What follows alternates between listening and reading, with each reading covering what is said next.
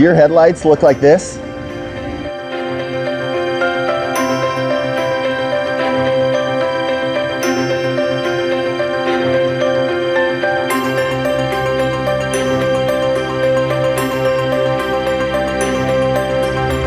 So as you can see, a lot of dirt on these, a lot of stuff, mag chloride on the roads, rocks, dirt, debris, even rubber from the tires from other people's cars gets up on these, deteriorates the plastic and basically kills the top layer of the plastic.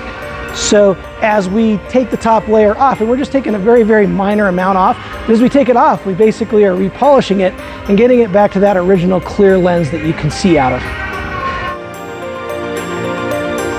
My name's Josh Cardis. I'm a customer service manager here at the garage. We specialize in BMW repair and service.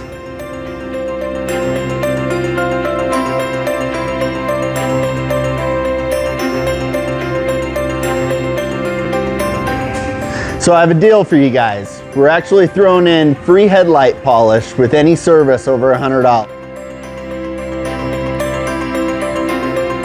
If you need any service work done, we'll get it completed and get your headlights polished.